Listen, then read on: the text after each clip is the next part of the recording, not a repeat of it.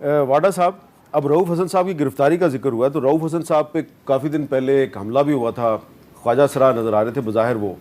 अच्छा, वो तो नहीं पकड़े गए, आज रऊफ हसन साहब पकड़े गए।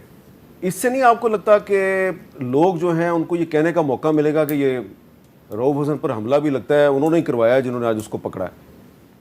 देखिए मीर साहब, सबसे पहले एक बड़ी इंपॉर्टेंट चीज़ है कि जो आपको रिजर्व सीट्स का फैसला दिया गया, उसमें क्यों नहीं उस जजमेंट में सिर्फ एक लाइन लिख दी गई कि ये सारी सीटें सुन्नी इत्तेहाद काउंसिल को दे दी जाए। अगर ये कह देते, ये सब झगड़ा पकड़ता नहीं। इसको ज़रा सोचे ना, कौम को हमें इस सब चीज़ों को सोचने की ज़रूरत है। अगर ये मिस्टेक है, तो फिर तो उसको अंडू करेगी पार्लियामेंट। लेकिन अगर ये मिस्टेक नहीं है, वरना आप देखें ना, सुन्नी इत्तेहाद काउंसिल लेके गई अपना मुद्दा, फैसल वाडा लेके गया कि सर मेरा ही मसला है। वो कहते तुम्हारा मसला हौसल हो गया, कब तुम्हारा चले जाओ लेकर। मैं लेके गया हूँ कि मेरा कब का मसला है। उन्होंने कहा हामिद मीर साहब आप इधर हैं, आप ये कॉफ़ी भी ले लें, ग्लास भी ले लें, फलाना भी ले लें, दिमाग वाले सब कुछ लेके चले जाएं। अब हम कन्फ्यूजन, आइन की तशरीह, सब कुछ डिफरेंट हो गई। तासुर ये हो रहा है जैसे कोई जुडिशल मार्शल लग गया। ठीक है जी। दूसरी तरफ आपकी वाली बात जो आप रऊफ हसन साहब की, अब आपने कंटेंट में सबको औरों को भी दे दिए हैं नोटिस। क्या रऊफ हसन साहब ने वो तकरीरें जजों के खिलाफ नाम ले लेके की हैं कि पीटीआई के किसी आदमी के ऊपर क्यों नहीं कोई कंटेम्प्ट लगती? क्यों नहीं लगती? क्यों इनकी ट्रोलिंग है? क्यों उनके पास पॉपुलर वोट है? सर मेरी वालदा दुनिया में नहीं रही, आपने ट्विटर पे वो पढ़ा है ना सारा कुछ। ठीक है सर, ये कौन सी सियासत है? लेकिन जब पीटीआई की गवर्नमेंट थी तो जजेस जो हैं उनको कंटेम्प्ट के नोटिस देते थे और आपके मिनिस्टर जो हैं वो जाके माफिया मांगते थे। देखिए सर, माफ़ी मांगने में कोई बुराई नहीं है, लेकिन मुझे एक बात बताएं कि अभी आपको जज का नाम लेके उसको उस अल्फाज से कर रहे हैं। देखिए सर, मेरे पे कंटेम्प्ट लगा, मैं तो सिरे से कंटेम्प्ट में नहीं था। ठीक है जी, हम फिर भी लेकिन मैं आपको मिसाल दे रहा हूँ। मैं आपको मिसाल दे रहा हूँ, तहरीक इंसाफ हुकूमत में थी तो सिटिंग मिनिस्टर्स को कंटेम्प्ट ऑफ कोर्ट में इस्लामाबाद हाई कोर्ट बुलाया जाता था और वो उनसे माफी मांगते थे। मेरे मीर साहब, मैं आपको अपनी मिसाल दे देता हूँ ना। मैंने तो नामा कंटेम्प्ट के जुमरे में था, मुझे कंटेम्प्ट में बुला लिया, चला भी गया, चला गया ना, मैं चला गया ना। एक आदमी नाम लेके कहता है फैसल वाडा तुम ये हो, तुम ये हो, तुम ये। सिटिंग जजेस हैं वो सुप्रीम कोर्ट के भी हैं और वो हाई कोर्ट के भी चीफ जस्टिस हैं। उन पे कोई कंटेम्प्ट नहीं है। वो आग लगा दें, उन पे कोई कंटेम्प्ट नहीं है। वो कोई तनसीबात उड़ा दें, उस पर कोई क्वेश्चनिंग नहीं है। आप गोली अभी इदारे के ऊपर स्लोगन बजाए हैं, जैन उसमें पीछे खड़ा है, लेकिन जैन ने कोई बात नहीं की, जैन कुरैशी साहब ने। लेकिन इनके सामने फौज के लिए नारे लगे हैं। क्या अदालत का काम नहीं था कि अपना आईनी इदारे को बताती है? एक मिनट मीर साहब, अब आप मुझे बताएं आखिरी और इंपॉर्टेंट चीज कि सर आपने सीधा क्यों नहीं रखा मुद्दे को? सुन्नी इत्तेहाद काउंसिल कहते हैं सीटें आपकी हैं, आप ये सारी सीटें ले। अच्छा जैन साहब, आप इसका कोई जवाब दें? और मीर साहब, जो अभी मरियम बीबी ने बात की है कि आपके जमीर बिके हुए हैं, तो क्या पंजाब पे भी कंटेम्प्ट लगेगा? हाँ जी, पंजाब इसी पे आ रहा था मीर साहब जी। अर्ज ये है सर कि फैसल साहब दुरुस्त फरमा रहे हैं, लेकिन फैसल साहब ये भी तो बताएं कि जब सिटिंग चीफ मिनिस्टर पंजाब की ये तोहमत लगाएं ऑनरेबल जजेस के ऊपर कि उनके ज़मीर बिक गए हैं, जब इतलात और नशरियात की वजीर उनकी जो है अहलिया के ऊपर ऑनरेबल जजेस की उनके कैरेक्टर को क्वेश्चन करें और उनकी मतलब इस किस्म की घटिया बातें करें जो जेब भी नहीं देती हमें टीवी पे करने पे, तो क्या उन पर कंटेम्प्ट नहीं लगनी चाहिए? क्या कंटेम्प्ट सिर्फ पाकिस्तान तहरीक इंसाफ के हिस्से में ही आई है और किसी पर नहीं लगनी चाहिए? वो डॉन लीक्स करें, वो गुंजरावाला जलसे में खड़ो के मियां नवाज शरीफ तकरीरें करे, मरियम जो है और वो जो है सीरियल मीडिया को जो है घर बुला बुला के इंटरव्यूज दें, उनके ऊपर कंटेम्प्ट नहीं लगनी चाहिए? कंटेम्प्ट का कोटा जो है सिर्फ पाकिस्तान तहरीक इंसाफ के लिए पड़ा है।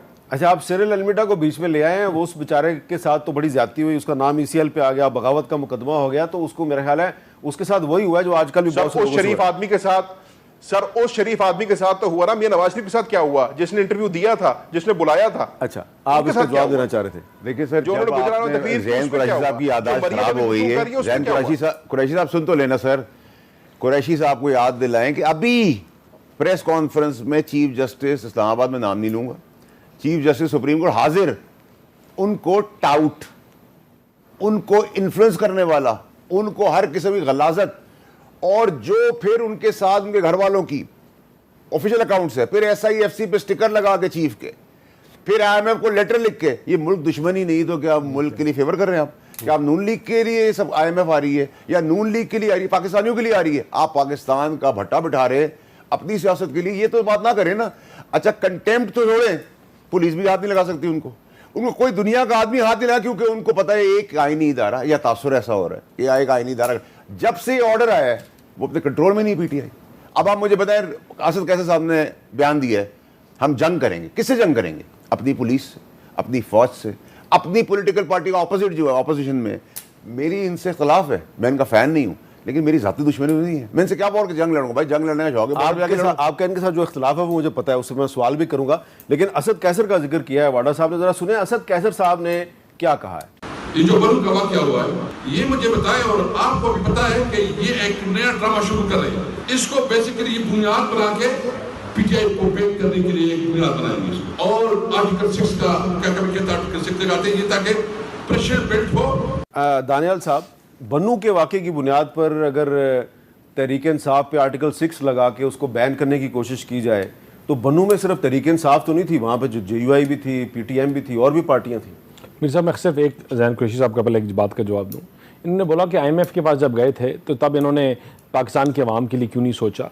पाकिस्तान को 4 साल ये ज़रबे लगाते रहे, ज़ख्मी करते रहे, लहू लहान पाकिस्तान ये छोड़ के गए, हाथ पांव पाकिस्तान का बांध कर इन्होंने पाकिस्तान को फेंका, और साथ लेटर लिखा था कि पाकिस्तान के साथ नेगोशिएट ना करना। ये इस हुकूमत ने, हमारी एजेंसीज ने, सब ने मिलकर पाकिस्तान का केस लड़ा और पाकिस्तान को वो टैक्सेस लगने से बचाया जो IMF और दुनिया पाकिस्तान के दुश्मन मुबालिक चाहते थे कि पाकिस्तान के ऊपर लगें। यहाँ रोज खबरें निकलती थी पाकिस्तान कल बैंकरप्ट हो रहा है, 15 दिन बाद हो रहा है, 16 दिन बाद हो रहा है, और ये दुआएं करते थे। ये आज बात कर रहे हैं पाकिस्तान की आवाम की, और दूसरा ये बात करते हैं कि बैन, हम इनकी जमात को बैन करने की बात नहीं कर रहे। हम दानिमेज़ैन मेरा भाई है एंड ही नोज दैट, हम उस सोच के खिलाफ बात कर रहे हैं जो शोधाओं के मुजस्मे जलाता है और कहता है मैं ठीक कर रहा हूं। हम उस सोच को बैन करने की बात कर रहे हैं जो पाकिस्तान को आग लगाने की बात यही तो कर रहे हैं मीर साहब, यही तो इनका तरीका है, वारदात है। ये मेरा भाई है, I am not talking about him. इनके जमाती लोग क्या करते हैं कि एक बंदा एक चीज कराता है, दूसरा उसका मजम्मत करता है। मुझे बताएं, आज भी आपको शवाहिद चाहिए कि बताने के लिए कि यार कि जिन्होंने 9 मई किया वो किसके कहने पे किया, क्यों कराया गया? पाकिस्तान को डीरेल करने के लिए, इकोनॉमिक स्टेबिलिटी ना आने की वजह से। देखिए, पूरी दुनिया में ऐसा कहीं नहीं होता कि आपके पॉलिटिकल डिफरेंसेस हो तो आप उनके अफवाज को कमजोर करो। पूरी दुनिया में यह नहीं होता कि आप जो है अपनी सूबाई सियासत के लिए मुल्क को कॉम्प्रोमाइज करो। पूरी दुनिया में नहीं होता कि अपने सिपा सलार जो आपके मुल्क के लिए जान देते हैं, बच्चे शोधा जो अपने अपने बॉर्डरों पे जान दे रहे हैं। पाकिस्तान देखिए, आज किसी एक जमहूरी मुल्क की मिसाल दें जहां पे सुप्रीम कोर्ट के फैसले को सिटिंग गवर्नमेंट मानने से इनकार कर दे। मीर साहब, हम तो इनकार की बात ही नहीं कर रहे। आज जो करंट सिचुएशन है पाकिस्तान की, दुनिया में कोई ऐसा मुल्क नहीं है जो इतनी शहादतें वॉर ऑन टेरर के ऊपर आज भी कर रहे जितने हमारे शोदा, हमारे जवान, हमारे बच्चे करते हैं। उनको ये अमेरिका में बैठ के, पाकिस्तान से बैठ के ट्रोल करते हैं, उनके ऊपर सोशल मीडिया पे ड्रामे लगाते हैं।